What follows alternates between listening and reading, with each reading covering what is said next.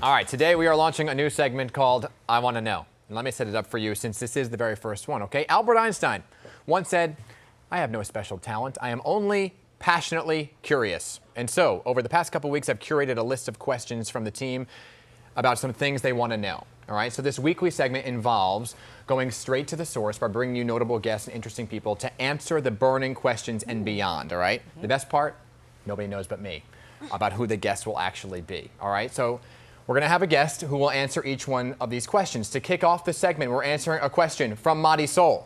She asked, what is the most expensive block in Manhattan? So I just said, before we bring on the guest, I want to ask Marysol, why that question?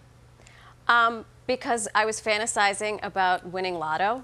And when I got my cash, I wanted to figure out which block I could potentially move to in the Big Apple. True story. Okay, here we go. You ready? Yes. Don't roll the prompter because they're going to see the name, so I'll just say it for you, okay? He's a multi-million-dollar real estate broker. He once had an acting role on the soap opera As the World Turns. He's a host of Million Dollar Listing. He's a host also for Like Serhant. Please welcome Ryan Serhant to the show, to the PIX11 Morning News. There he is. I know, we went deep into the archive for that resume for the As the World Turns, sir. You should have seen me. I'm sitting here being like, oh my God. I know. Pick up everything. That's what this segment is about, how to embarrass real estate agents. So, Ryan, Marysol's question was, what's the most expensive block in Manhattan? Good question. A lot of Manhattan is very expensive. I mean, there's probably 12 different blocks that most everyone will never be able to afford. But probably right now, the most expensive block in Manhattan is Central Park South, between 7th and 8th Avenues. That is where the building 220 Central Park South is located. That's where people have spent between $90 and $240 million for individual apartments. No. So crazy. There are other buildings on that block that aren't as expensive, but that building happens to be on that block and has blown away the average. I mean, it's That's crazy. Normal day when someone spends $10,000 a square foot there. That's actually pretty inexpensive. I have to play multiple lottos to afford We all do. Ryan, the last time you and I spoke, you were giving away a year of free rent. This is quite a dichotomy. Do you think you and I can do a bake sale maybe? And to afford to be in those buildings? Yes. Yeah. Okay. Unless you know someone. We can do it right outside. Outside that building, $50,000 a muffin. Let me ask you this, Ryan, because so many people right now are saying New York City's dead.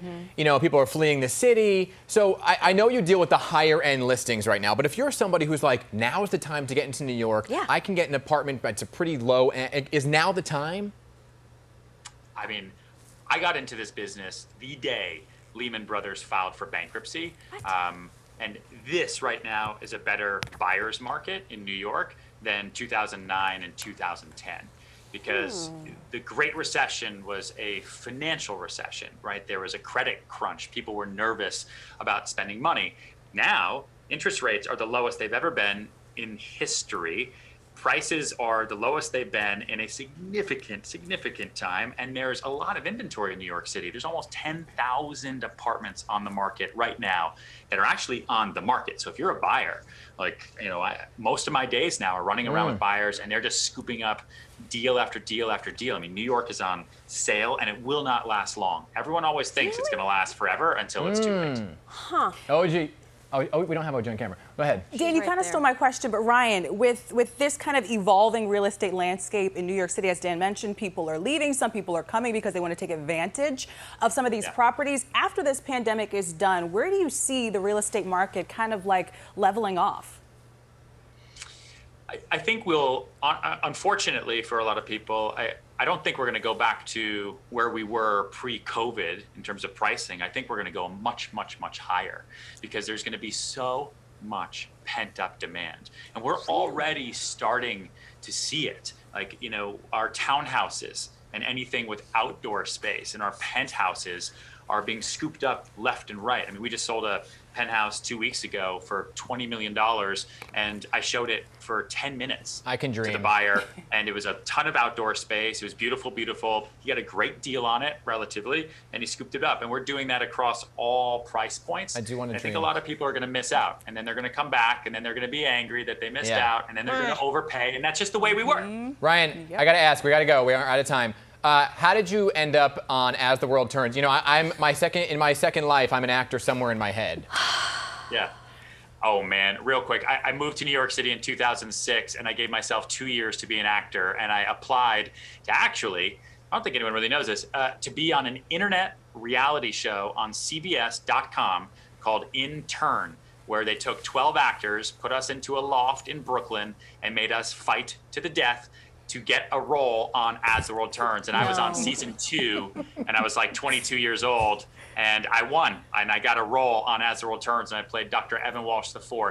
And then reality TV started being big. You know, people were watching Dog the Bounty Hunter and all that. And then the soap opera got canceled because of reality TV. And so then I had to get a job as a real estate agent. I was like, okay, this will buy time. And then I got on a reality TV show, and life is just so weird. Very meta. Everything's kind of So converged. meta. Yeah. Right? Yeah. Everything. Hey, thanks for being our inaugural guest. How'd it feel? I'm enlightened, buzzing. Come on back. Thanks for being here today, Ryan. Thanks, Do appreciate Ryan. it. Thanks, guys.